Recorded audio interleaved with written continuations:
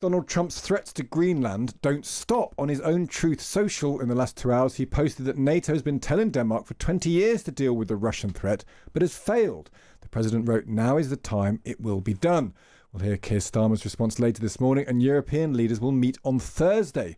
So let's try to get ready for this uncertain week. Oliver Moody is the Times correspondent for Northern and Central Europe, and we can speak to him now. Morning, Ollie. Good morning.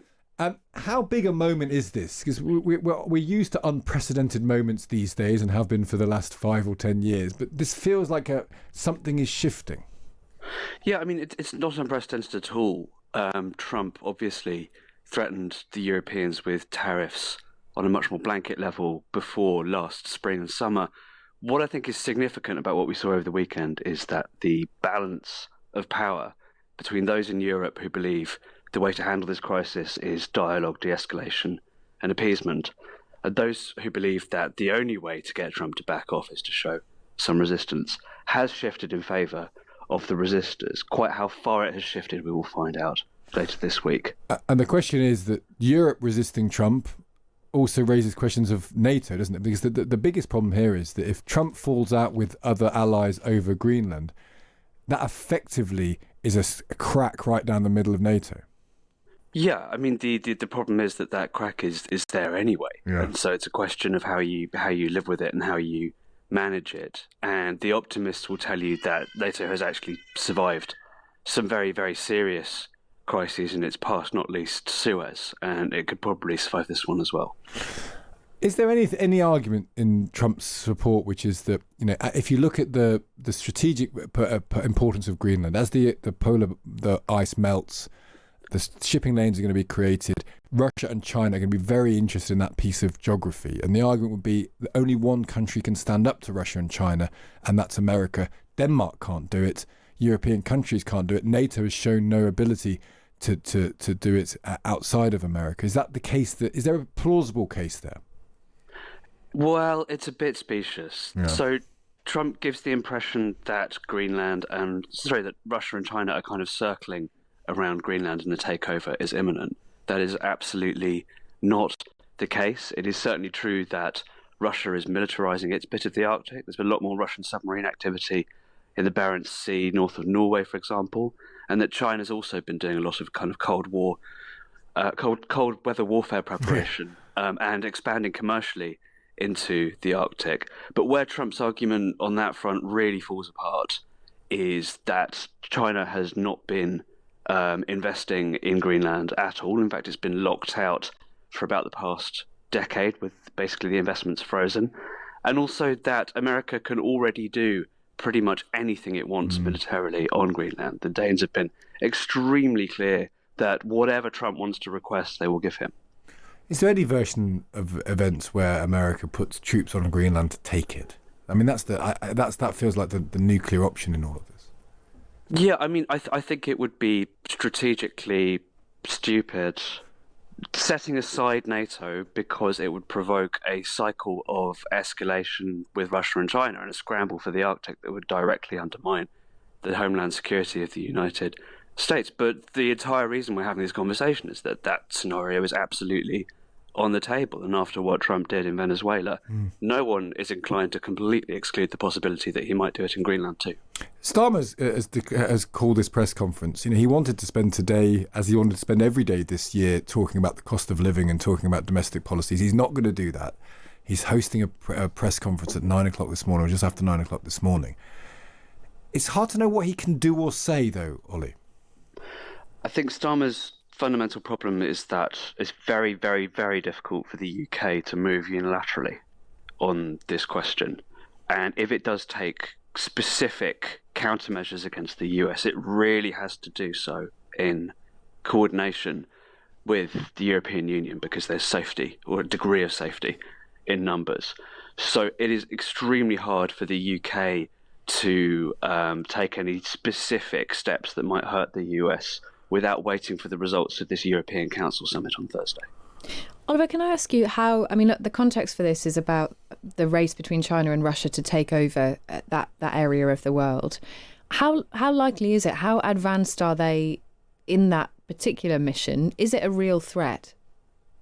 It's a medium to long-term competition for resources. And what we're basically seeing is that the patterns of resource extraction and territorial disputes are moving ever further north as things like offshore oil drilling become a lot more viable. We are definitely seeing a lot more commercial shipping going through the Northeastern Passage. That's basically China's basically laid a claim to that as its main freight route, or prospectively its future main freight route to Europe. On the military side of things, there is an awful lot of Russian military infrastructure that's gone up on their side of the Arctic since the turn of the millennium. China hasn't really, as far as any intelligence sources I've spoken to are aware, positioned any military assets in the Arctic whatsoever. So that is very much something that people are cognizant of as a possibility, but it is not a reality as of today. Do you have a sense that what's going to happen on Thursday then, Oliver? I suppose that's the next question. That there's a reference in some of the coverage this morning to the bazooka option that the EU has. Do you want to explain what the bazooka option towards America might be? Yes, it's a bit of a misleading name. It's not so much a bazooka as a tool for correlating consensus among the European countries. It's a way of formally saying, all right, we've got a problem here. Somebody is twisting our arms. We all agree on that. It triggers, you'll be astonished to hear, a 3-stage process to start with investigation and dialogue. Goodness me. And then if after 8 to 10 weeks this process should fail to deliver a result, then it basically empowers the European Commission to take one of the many drill bits that it, like Kate, has in its toolbox and apply it to the Americans. And some of those drill bits are really substantial. They range from sort of tariffs to really punitive measures against American tech companies. There is an awful lot that the Europeans can do. The problem is a lot of those things involve cutting off their own noses despite their faces, and that America would almost certainly retaliate. So the question, I mean, the underlying question, I'll let you go after this, Oliver, but the underlying question is the EU big enough to hurt America? Or in doing so, is it only going to hurt itself? I guess the big question is, can the EU as a whole bloody America's nose sufficient to make it back out of the fight? It can do a lot of damage to America, particularly in terms of things like financial services, tech, energy, arms exports, pharmaceuticals. There are a really surprising number of pressure points you can see once you start looking into it. The problem is that no one of those options is without pain for the Europeans. And so the absolutely decisive question for the weeks and months ahead is going to be how much hurt are they willing to inflict on themselves in order to try and deter Trump from further action on Greenland. It's a great point, Oliver, and it's a fascinating, if frightening, few days ahead of us. Great to speak to you. Thank you for joining us. Amy Tarkanian, a Republican strategist, former chair of the Republican Party in Nevada. Hi there, Amy.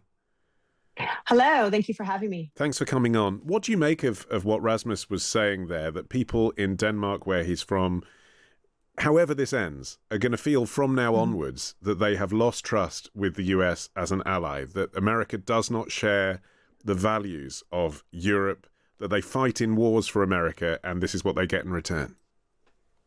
Sure. Well, it's very disheartening. It's extremely hard to actually hear. And it's unfortunate because we've actually seen it here domestically with President Trump, unfortunately, where he has lashed out at those who he does not view as being loyal to him. Loyalty to him is a one-way street. And it's not just domestic, but it's international. And if he has a goal, he's going to try to achieve it any way possible, with as much force as possible. And I guess, as the old saying goes, throw spaghetti at the wall and see what sticks. And he does that with brutal force.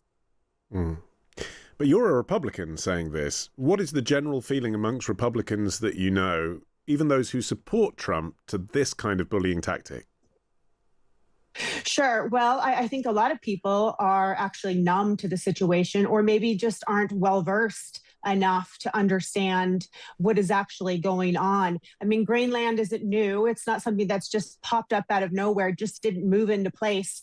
We've known that it is strategic, and we do already have, with Danish consent, a space base already in place. But yes, it does provide rare minerals. It does provide, land usage for strategic purposes. However, the manner in how he's going about it, I think, is what's loathsome and which is concerning. The fact that he is threatening American tariffs on other members of NATO is atrocious, and it's just one of his aggressive bullying tactics. And I think so. If you're a Republican, you're having a tough time with this. The EU, we're hearing tonight, are considering retaliatory tariffs of £80 billion. If this did escalate even to that stage, how damaging could this be, do you think, for the US economy? We're talking about it over here in terms of ours, of course, but this is American consumers are going to be paying this too. Well, when he first implemented the tariffs, he sold it to the nation as, it's going to be tough, but it's not going to be tough forever. Those weren't his exact words, but basically said, we're going to be able to get through this, but in the long run, it's going to benefit America, because remember, it's America first. And so that's what he's doing once again. And if it is something that European countries are used to selling to us and we're using on a regular day-to-day basis, then guess what? It's too bad. You're going to have to go figure out a plan B, a plan C, a plan D, because it's for the good of America. And Rasmus was just saying there that in his view, it might be that Danish people start boycotting American products in the same way that Canadians did, that they may not travel to the US on vacation anymore. I wonder again whether that question applies the other way round. Do you think Americans might start feeling nervous about visiting Europe if they feel they are going to be, to use your word, loathed? I don't think so. I know plenty of friends who are still traveling abroad, and it's for vacation purposes. So I don't think that has put any worry in the back of anyone's minds. I actually think most people don't believe that he's going to address this militarily. I do agree with Rasmus, the fact that that's why we're seeing the economic situation being thrown out there first. And once again, the fact that we already have, with Danish consent, a space base already in place. I don't think he's going to want to completely destroy that relationship. Okay, really great to hear you on our show this evening. Thanks for joining us, Amy.